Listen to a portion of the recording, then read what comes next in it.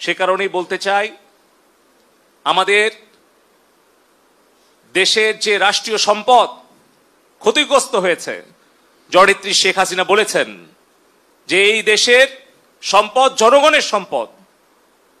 এই বাংলাদেশে elevated expressway, metro rail, আমাদের স্বপ্নের পদ্মা সেতু, ডিজিটাল বাংলাদেশের যা কিছু অর্জন, এই সব কিছু কিন্তু জনগণের কষ্টার্জিত ট্যাক্সের পয়সা দিয়ে হয়েছে।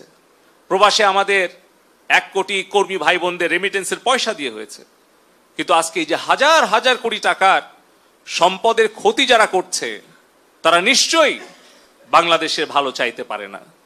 তারপরেও মাননীয় প্রধানমন্ত্রী জননেত্রী শেখ হাসিনা বলেছেন যে আমাদের দেশের সম্পদের ক্ষতি আমরা পূরণ করতে পারবো, কিন্তু আমাদের তরুণ প্রজন্মের হৃদয়ের যে ক্ষত, সেটা কিন্তু আমরা পূরণ করতে অনেক হয়তো সময় লেগে যাবে। সে কারণে আমি বলতে চাই, আমাদের কারো যদি দায়িত্বে কর্তব্যে অবহেলার কারণে, আমাদের ব্যর্থতার কারণে যদি আমাদের তরুণ প্রজন্ম আমাদেরকে ভুল বুঝে আমাদের প্রতি ক্ষুব্ধ হয়, তাহলে সেই দোষের শাস্তি আমরা পাই। যদি দায়িত্বে কর্তব্যে আমাদের অবহেলা হয়, যদি আমাদের সেই শাস্তি ভোগ করতে হয়, আমরা সেই শাস্তি ভোগ করতে প্রস্তুত আছি। যে কোনো সিদ্ধান্ত মাথা পেতে নিতে রাজি আছি। কিন্তু আমাদের কষ্ট হয় যখন আমাদের কোনো ভুল বা আমাদের কোনো ব্যর্থতার কারণে আমাদের প্রাণপ্রিয় নেত্রী জননেত্রী শেখ হাসিনাকে দোষারোপ করা হয়, তার বিরুদ্ধে সমালোচনা এবং ষড়যন্ত্র করা হয়। সে কারণে আমি আবারও বলবো, আমাদের দেশের 5 কোটি ছাত্রছাত্রী ভাই বোনেরা আছে, আমাদের যদি কোনো ভুল হয়, অপরাধ হয়, তাহলে সেই ভুলের শাস্তি বা সংশোধনের সুযোগ আপনারা আমাদেরকে দিবেন। কিন্তু মাননীয় প্রধানমন্ত্রী জননেত্রী শেখ হাসিনাকে দয়া করে আপনারা ভুল বুঝবেন না। কারণ জননেত্রী শেখ হাসিনা যদি নিরাপদ না থাকেন, তাহলে বাংলাদেশ নিরাপদ থাকবে না।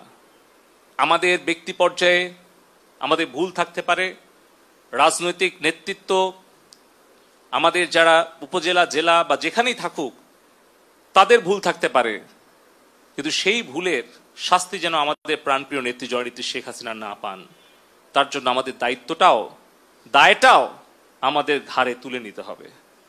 আমরা যারা সরকারের দায়িত্বে আছি, বিভিন্ন জায়গায় বিভিন্ন পর্যায়ে দায়িত্বে আছি, আমাদের ভুলের কারণে, আমাদের অবহেলার কারণে, আমাদের ব্যর্থতার কারণে যে সংকটময় পরিস্থিতি সৃষ্টি হয়েছে, সেই দায়টা আমরা যেন নিজের কাঁধে নিয়ে আমরা যেন সেই দায় স্বীকার করে আমাদের ভবিষ্যৎ প্রজন্মের ছাত্রছাত্রীদের কাছে ক্ষমা চেয়ে আমরা জননেত্রী শেখ হাসিনাকে নিরাপদ রাখার জন্য, বাংলাদেশকে নিরাপদ রাখার জন্য যে কোনো ত্যাগ স্বীকারের জন্য যেন আমরা প্রস্তুত থাকি।